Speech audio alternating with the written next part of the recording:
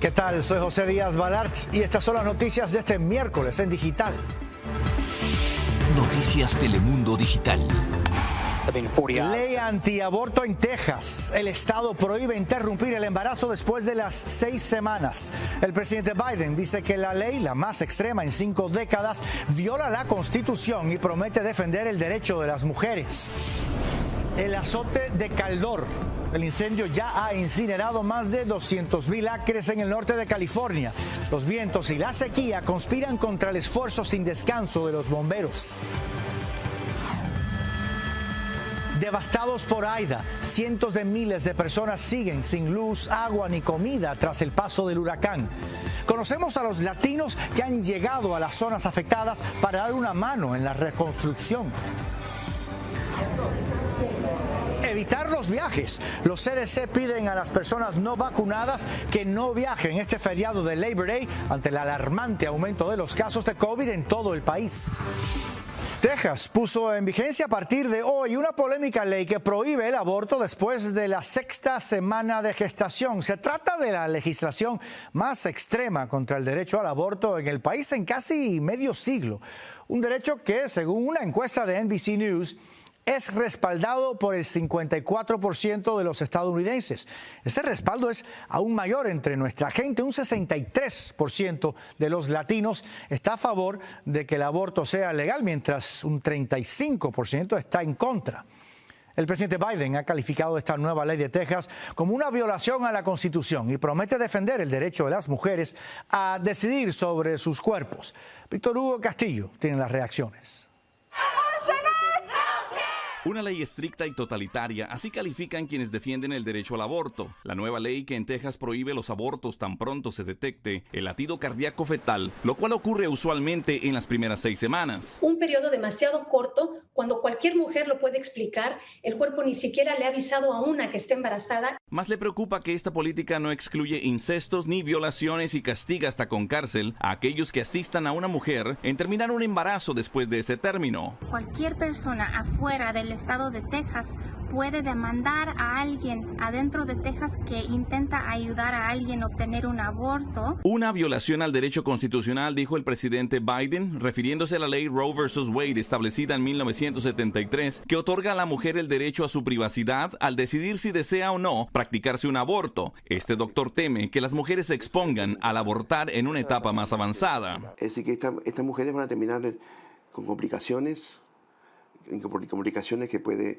infecciones, de daños interiores y van a terminar en el hospital y puede ser que no sobrevivan.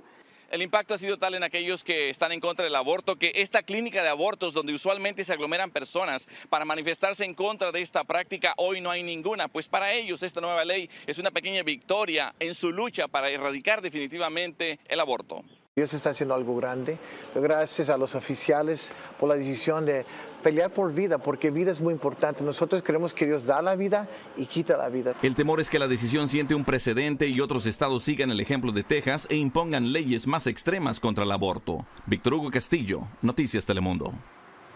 Y para profundizar sobre el impacto de esta ley nos acompaña nuestra analista política, Victoria de Francesco Soto. Victoria, ¿qué tal? Buenas tardes. ¿Qué significa esta ley para las mujeres tejanas? Sí, bueno, vemos el acceso al aborto sumamente restringido, pero quiero recalcar aquí que qué tipo de mujer va a haber ese derecho restringido. Las mujeres con medios pueden volar a otros estados donde no hay leyes tan restringidas. Pero aquí en Texas, las mujeres de pocos recursos no van a tener otra opción. Y tristemente, la opción que quizás tengan es un aborto ilegal, como estaba platicando el doctor anteriormente. Entonces, esto afecta a todas las mujeres aquí en Texas, sin embargo, particularmente a las de bajos recursos y muchas de ellas latinas. ¿Y crees entonces, Victoria, que esto pudiera dar pie a leyes iguales en otros estados? Sí, absolutamente, José. Sabemos que en los estados se copian mucho las leyes. Vemos que cuando hay una ley en un estado, el siguiente, si es conservador, lo copia, si es liberal, copia lo que están haciendo otros liberales. Entonces, además de eso, sabemos que Texas es ejemplar. todos los estados conservadores, republicanos, ven a Texas, ven lo que hace Texas y lo copian. Entonces, esto es un patrón para seguir el resto del año. Victoria, con una Corte Suprema de mayoría conservadora, ¿está en peligro el derecho al aborto a nivel federal? Más de lo que hemos visto en varias generaciones. Sabemos que Texas a través de los años ha estado empujando la ley de Roe versus Wade poco a poco, y esta ley es el enfrentamiento más grande que hemos visto a Roe v. Wade. Además de eso, José, sabemos que tenemos una Corte Suprema sumamente conservadora, entonces aquí de verdad es una incógnita qué va a hacer la Corte Suprema cuando llegue a ella. Victoria de Francesco Soto, muchísimas gracias por estar con nosotros. Otra de las polémicas leyes que entraron en vigor permite portar armas en público sin necesidad de licencia o capacitación en Texas. Desde hoy, cualquier persona mayor de 21 años puede ir armada, pero la mayoría de los votantes del estado no está de acuerdo. Según una encuesta de la Universidad de Texas y el Texas Tribune, el 59% de los tejanos se opone a que se lleven armas sin permiso. Además, 3 de cada 4 votantes encuestados piensan que deberían chequearse antecedentes criminales o de salud mental antes de vender un arma, algo que ahora ya no será necesario. Estas personas no necesitan sacar una licencia para portar armas y desgraciadamente veo en un futuro, y espero que esté mal, más desgracias, más funerales, más suicidios, más homicidios y más accidentes. Otras leyes también entraron en vigor hoy, como la que expande el uso medicinal de la marihuana y la que penaliza como delito grave solicitar servicios de prostitución. En California, el incendio Caldor continúa su arrollador avance en dirección a Nevada, estimulado por los fuertes vientos. El monstruoso incendio ya ha incinerado a más de 204,000 acres. El esfuerzo sin descanso de más de 4,000 bomberos ha conseguido contener apenas el 20% de las llamas. Más de 53,000 personas han sido forzadas a evacuar, 22,000 de ellos residentes del sur de Lake Tahoe. Más de 34,000 estructuras están siendo amenazadas por el fuego. Francisco Fajardo está en la zona. Francisco, buenas tardes. Cuéntanos, ¿cuál es el panorama? José, hoy la Sierra Nevada, al norte de California, exhala solamente humo. Justo ahí donde ven en su pantalla arde en estos momentos el incendio Caldor. La realidad es que mientras los bomberos obtienen algo de ganancia frente al fuego, el incendio tampoco deja de crecer. Las infernales llamas avanzan entre uno de los pulmones más grandes de California. El paraíso turquesa de Lake Tahoe hoy es un escenario gris amenazado por el fuego, de donde residentes, turistas y la fauna huyen desesperados. Tristeza y angustia y pensar qué voy a hacer si se quema todo allá. La escasa humedad, sequía y los vientos provocaron en 18 días la expansión del incendio Caldor por la Sierra Nevada, quemando un promedio de 11,000 acres cada 24 horas. El incendio está casi 5 millas de donde estamos ahorita en Sur Lake Tahoe. Lo que estamos tratando de evitar es esas llamas llegando a los edificios. Con la amenaza latente de Caldor al sur de Lake Tahoe y a 10 de las celebraciones de Labor Day, las pérdidas serían millonarias. Mi mamá, mi papá. Los papás de Carlos volaron desde El Salvador para visitarlo, pero el incendio les arruinó las vacaciones. Vinieron a visitarme acá a Lake Tahoe pues para disfrutar, pero en vez de disfrutar han salido huyendo conmigo. Esta es la destrucción que deja a su paso el incendio Caldor. Aquí una familia llegará en los próximos días, tal vez semanas, y se encontrará con esto: destrucción total. Ya son más de 500 estructuras devoradas hasta ahora. José reza porque su casa siga intacta.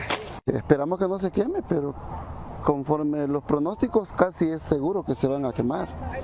Mientras el incendio avanza, cientos son enviados a un nuevo albergue en Reno, Nevada. Francisco Fajardo, Noticias Telemundo. Entre tanto, los remanentes del huracán Aida golpean ahora el noreste del país. En Annapolis, Maryland, un tornado causó hoy serios daños. La furia del torbellino, lanzando escombros por doquier, sorprendió a muchos en la carretera. La tormenta derribó postes eléctricos, dejó árboles en el suelo. Más de 2.000 residentes quedaron sin electricidad. También dañó techos de casas y varios edificios. El mal tiempo se extiende por toda la región de Washington, D.C., pero también en Pensilvania. Allí los bomberos tuvieron que rescatar a más de 40 estudiantes cuando su bus escolar quedó atrapado en una carretera inundada. Varias ciudades del noreste están bajo avisos de tornados e inundaciones repentinas. Las lluvias podrían acumular entre 3 y 6 pulgadas de agua en la región. En el sureste del país, la cifra de víctimas fatales por el paso del huracán Aida subió a al menos 6. Mientras crece la angustia de los cientos de miles de damnificados sin agua, sin luz ni comida en medio de un calor agobiante. Rubén Pereira informa desde Luisiana. Con imágenes aéreas se dimensiona la magnitud de la devastación que ha dejado Aida, pero también la creciente desesperación en las zonas más afectadas. Enormes filas como esta se forman en las gasolineras. Mi esposo empezó desde las 2 de la mañana y se fue porque lo llamaron a trabajar y yo estoy haciendo la fila y todavía estamos acá. Otros esperaban a pie con galones en mano. Desde las 5 de la mañana estamos aquí haciendo fila. Aunque en algunas partes de Nueva Orleans han recuperado la energía, cerca de 1 millón de personas en Luisiana siguen sin electricidad, caldeando aún más los ánimos, pues las temperaturas por encima de los 100 grados Fahrenheit hacen que el calor sea insoportable. La comida se echó a perder porque se arruinó, como no hay luz, entonces no, imagínense. Familias como la de Delmi sufrieron extensos daños en su vivienda. Mucha tristeza por tanto desastre que hay, perder lo que uno con tanto esfuerzo hace y perderlo en un segundo, caemente. Esta es una de las comunidades móviles donde la mayoría de los habitantes son latinos. Aquí todas las viviendas quedaron inhabitables y la ayuda no les ha llegado. No han dado agua, no han dado hielo, nada. Kens obtuvo hasta hoy acceso para regresar a su hogar. El año pasado también perdí todo y este año otra vez. Y es difícil pasar por esto, pero... La Guardia Nacional ha establecido puestos para distribución de comida y agua y poco a poco más personas logran solicitar asistencia al gobierno federal. Hasta el momento hemos recibido más de 185,000 solicitudes de asistencia por desastre en FEMA. Con el paso de los días aumenta la frustración de las comunidades que urgentemente necesitan asistencia y será hasta el viernes que el presidente Biden visite la zona para inspeccionar los daños y los esfuerzos de recuperación. En Marrero, Luisiana, Rubén Pereira, Noticias Telemundo. En Carolina del Norte, un tiroteo en una escuela secundaria dejó al menos un estudiante muerto.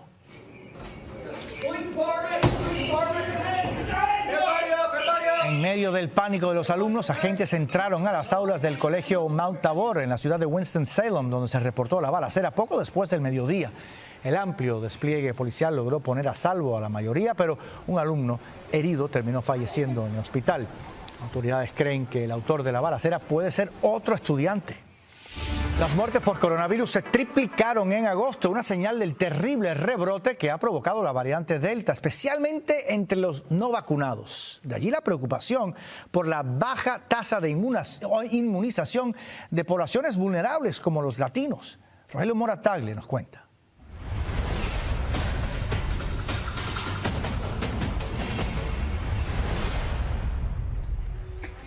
El mes de agosto dejó una estela de dolor y números muy preocupantes. 4.2 millones de contagios y casi 27,000 muertes, el triple de las que se registraron en julio. Entre los caídos por el COVID, un veterano de guerra con 22 años de servicio, que deja 4 hijos. Yo sé que él fue un hombre, un héroe para ellas y para mi hijo. La muerte de 2 maestras en días recientes provocó que un distrito escolar en el centro de Texas cerrara sus escuelas el resto de la semana. En Overland Park, Kansas, el oficial Freddy Castro, 23 años, falleció tras luchar más de un mes contra el COVID. No estaba vacunado. La tasa de vacunación entre los latinos y los afroamericanos continúa por debajo del promedio. Estados Unidos ha tirado a la basura 15 millones de dosis desde marzo, de acuerdo con un conteo de la NBC. La negativa a recibir la vacuna es la principal razón. El país promedia más de 160,000 nuevos contagios por día y es por eso que los CDCs están recomendando que este fin de semana largo que se junta con el Día del Trabajo, las personas que no están vacunadas no viajen. La variante Delta está propagada en todos los Estados Unidos. Con muchos hospitales comprometidos, los CDCs también recomiendan a los vacunados que consideren el riesgo de viajar. Si algo le pasa cuando está viajando, no va a haber espacio en el hospital si se rompe una pierna o tiene un ataque cardíaco. Y para los vacunados que decidan viajar, como Verónica, las recomendaciones de siempre. Lavándote las manos, tu mascarilla, guardando la distancia para prevenir contagiarte. Rogelio Moratagle, Noticias Telemundo. El Pentágono no descarta la cooperación futura con líderes del Talibán. A 2 días de la retirada de Kabul, el jefe del Estado Mayor, el general Mark Miller, confirmó que es posible coordinar con los talibanes acciones contra el terrorismo, especialmente contra ISIS-K. Ese grupo se hizo responsable por el atentado en el que murieron 13 militares estadounidenses y más de 100 afganos la semana pasada. En México, las autoridades rescataron a más de 320 migrantes que estaban hacinados en una casa de seguridad de Nuevo León. Un operativo de la Policía Estatal dio con el lugar donde los migrantes estaban en condiciones insalubres. Miren eso, no tenían agua ni alimentos, se apilaban en el suelo unos junto a otros. En el grupo había cerca de 120 niños y adolescentes. La situación migratoria en México fue justamente uno de los temas del tercer informe de gobierno del presidente Andrés Manuel López Obrador. Aunque López Obrador se enfocó en mostrar logros económicos y de seguridad, en las calles muchos reclaman por problemas no resueltos. Isa Osorio amplía. Afuera, calles cerradas y protestas en contra del presidente. No va a haber represión. Adentro, el mandatario presumía de 7 logros en materia económica, entre ellos récord histórico en inversión extranjera y remesas. Que superarán los 48,000 millones de dólares. Pero afuera de Palacio Nacional, mujeres como Guadalupe son invisibles para el Estado. No nos resuelven, no nos atienden, nos dan nada más puras largas. López Obrador aseguró que en su país se respeta el derecho de los migrantes. Nos han violado derechos humanos de migrantes. Palabras que contrastan con la realidad.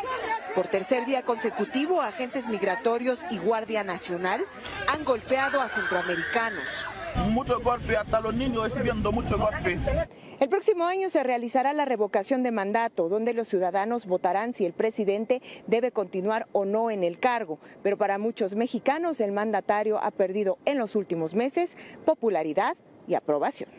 De 2019 a la fecha, la aprobación del presidente pasó del 73 al 59%. Y habrá que esperar si la popularidad del presidente le asegura el voto para continuar o los problemas del país lo hunden. En México, Isa Osorio, Noticias Telemundo. Síganos en nuestras redes sociales para más noticias y visite noticiastelemundo.com.